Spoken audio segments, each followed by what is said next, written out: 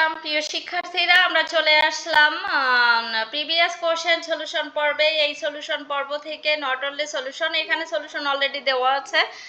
তো সলিউশন দেওয়া থাকলেও বাট এই সলিউশনগুলো যে কিভাবে ইউজ করা হয়েছে আমি জাস্ট এইগুলোরই পুরো ব্যাখ্যা করছি, নিয়ম অনুযায়ী কিভাবে এই ওয়ার্ডগুলো, এই পার্টস অফ স্পিচগুলো হলো এবং কোন পার্টস অফ স্পিচ কোন ধরনের, কোনটা অ্যাডজেক্টিভ, কোনটা নাউন, কোনটা অ্যাডভার্ব, এগুলো আমরা প্রিভিয়াসলি আরও এর সম্পর্কে আলোচনা করে এসেছি। সাফিক্স প্রিফিক্সের অল কাইন্ডস অফ রুলস, কোন ধরনের সাফিক্স থাকলে আমরা ন্যাচারালি বুঝবো যে এটা নাউন, এটা অ্যাডজেক্টিভ, এটা অ্যাডভার্ব। ন্যাচারালি আমাদের সাফিক্স চারটা পার্টস অফ স্পিচের উপর কাজ করে, নাউন, ভার্ব, অ্যাডজেক্টিভ এবং অ্যাডভার্ব, এবং এর সাফিক্সগুলোকে অলরেডি আমরা শিখে এসেছি এবং এর প্লেসমেন্টগুলোও আমাদের পূর্ববর্তী ভিডিওগুলোতে এই ডিটেলস বর্ণনা করে এসেছি। তারপরেও এখানে আমি আরও প্রত্যেকটা টার্মে বাস্তব ক্ষেত্রে প্রয়োগটা শিখিয়ে দিব। এরপরেও যদি কোনো সমস্যা থাকে তোমরা চাইলে আমাকে কমেন্টস করতে পারবে, কমেন্টসের আমি জবাব দেওয়ার চেষ্টা করব এবং যত দূর পারি তোমাদেরকে হেল্প করার চেষ্টা করব। Okay, so let's go start our today's solution. Here a waste survey. Survey means হচ্ছে জরিপ। তো জরিপ আমরা জানি নাউন, তো আমরা নিয়মে শিখেছিলাম নাউনের আগে অ্যাডজেক্টিভ হয়। What is the adjective of West? Western. তাহলে ওয়েস্টের অ্যাডজেক্টিভ কি? ওয়েস্টার্ন। এখানে এই ক্ষেত্রেই বসেছে। এবার আমরা পরবর্তীতে যাচ্ছি। সো আমি এখানে পুরোটাই পড়ে যাচ্ছি, যেহেতু প্রথমে ডিরেক্ট পড়বো, পুরো পড়ে একদম বর্ণনা করে বলবো। পরে কিভাবে আমরা শুধুমাত্র শর্টকাট ওয়েতে একটুও না পড়েও আমরা কিভাবে সাফিক্স প্রিফিক্সের উত্তর করতে পারি সেই টেকনিকটাও শিখাবো। সো এখানে আছে western survey was conducted on this. Conducted, এই প্রশ্নটা, ওয়েস্টার্ন যে জরিপগুলো আছে এই প্রশ্নটা করে আসছে যে অন দিস দিস এখানে আমরা শিখেছিলাম যত নির্দেশকমূলক প্রোনাউনগুলো আছে, যেমন হচ্ছে দিস, দ্যাট, দোস, ফিউ, এরপরে সবসময় সাধারণত কি হয়? নাউন। তো কোয়েস্ট এর নাউন হচ্ছে কি? কোশ্চেন। আমরা সবাই জানি কোয়েস্টের নাউন কি? কোশ্চেন।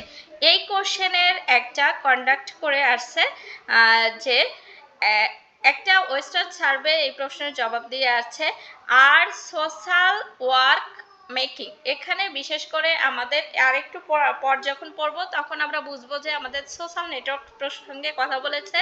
সুতরাং আমাদের এটা সবসময় আইটি প্রসঙ্গে চিন্তা করতে হবে যে আইটির কি কি ওয়ার্ড আছে। এখানে অধিকাংশ ক্ষেত্রে নিয়মের থেকে আইটির যে আমাদের পরিচিত ওয়ার্ডগুলো আছে এইগুলো সম্পর্কেই বেশি ধারণা থাকতে হবে। তো এখন আমরা দেখি আর সোশ্যাল ওয়ার্ক মেকিংস। তাহলে এখানে সোশ্যাল ওয়ার্ক বলতে হচ্ছে সোশ্যাল নেটওয়ার্কস। তো নেটওয়ার্ক মেকিং আর সোশ্যাল হচ্ছে অ্যাডজেক্টিভ, এর পরেরটা হচ্ছে কি? নাউন। নেটওয়ার্কস মেকিং আজ সোশ্যাল, মানে হচ্ছে সোশ্যাল নেটওয়ার্কে আমাদেরকে আদৌ সোশ্যাল করছে। পরবর্তী সেন্টেন্সটায় আমরা যাই।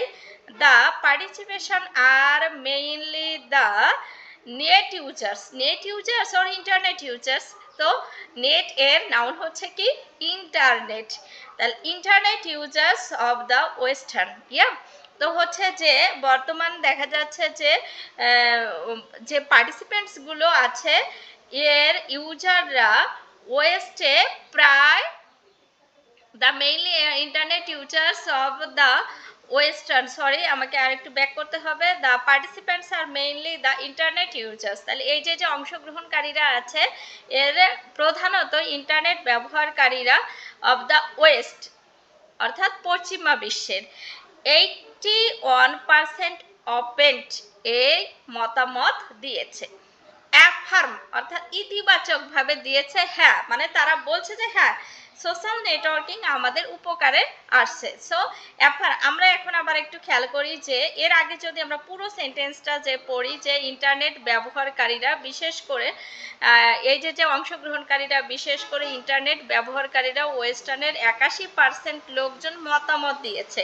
এখানে আমরা দেখছি যে পুরো অর্থটা পরিপূর্ণ হয়ে গেছে। এই পরিপূর্ণ হয়ে যাওয়ার পরেও একটা ওয়ার্ড আমরা যখন দেখছি তখন মনে করতে হবে এই ওয়ার্ডটা কি হবে? অবভিয়াসলি এই ওয়ার্ডটা কি হয়ে যাবে, অ্যাডভার্ব, কারণ অ্যাডভার্বটা সেন্টেন্সের শুরুতে বসে, সেন্টেন্সের শেষে বসে।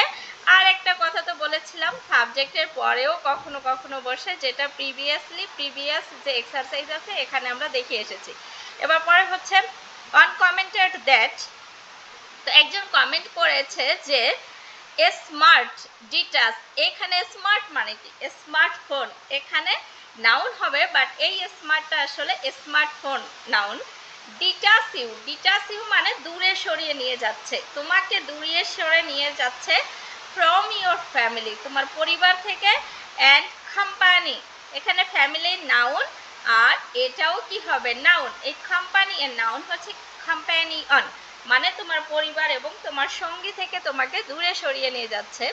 In exchange of an additional of an fun, মানে এর পরিবর্তে যে তোমার যে অতিরিক্ত যে মজা করার একটা জায়গা ছিল, এর পরিবর্তে তোমাকে মোবাইলমুখী করে দিচ্ছে, স্মার্টফোনমুখী করে দিচ্ছে। Another comment was that many virtue relations, এই রিলেশনসটা কি নাউন। সো এই নাউনের আগে অবভিয়াসলি কি হবে adjective. What is the adjective of virtue, virtuous, yeah many virtuous relationship. এখানে আবার মনে রাখা দরকার এই যে মেনিও কিন্তু নির্দিষ্টমূলক প্রোনাউন, এই যে few, many, this, that, those, এরপরে নাউন বসে, কিন্তু এটা যেহেতু নাউন অলরেডি হয়েই আছে সেহেতু এটা কি হয়ে যাচ্ছে adjective. Okay, are maintain at a time and so they they become, এখানে আমরা একটু খেয়াল করি, এটা হচ্ছে noun, become is a verb. তো আমরা জানি এখানে সাবজেক্টের পরে এটা কি বসে ভার্ব। তো যেহেতু এটা সাবজেক্ট, এটা প্রোনাউন, সরি আমি ভুল করেছিলাম, এটা হচ্ছে সাবজেক্ট আর এটা হচ্ছে ভার্ব। তো সাবজেক্ট এবং ভার্ব এর মাঝখানে কি বসে অ্যাডভার্ব। সো এখানে কদাচিৎ এর অ্যাডভার্ব হচ্ছে কি হার্ডলি, অর্থ অনুযায়ী হার্ড এর অ্যাডভার্ব হবে কি hardly, become, deep and reliable.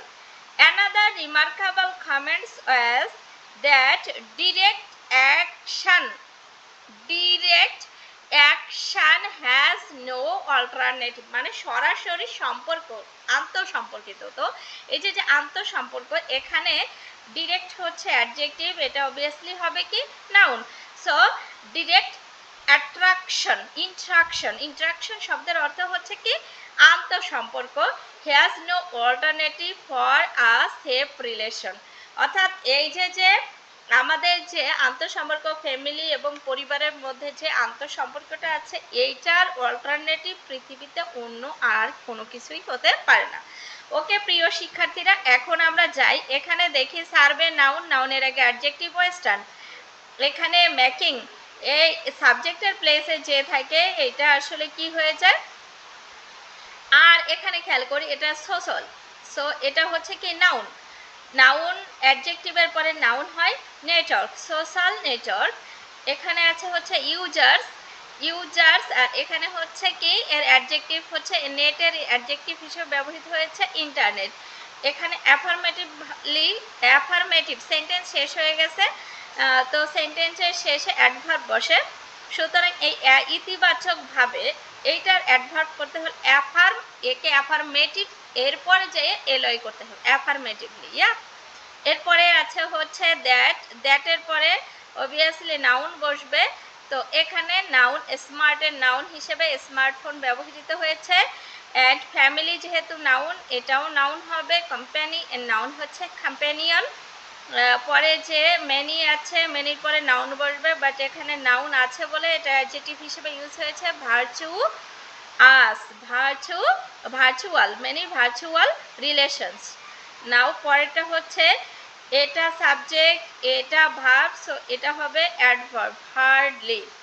Next হচ্ছে এখানে খেয়াল করি ডিরেক্ট সরাসরি আন্তঃসম্পর্ক, এর জন্য অ্যাকশনটা এটা নাউন হয়ে যাচ্ছে interaction, has no alternative for a safe relation.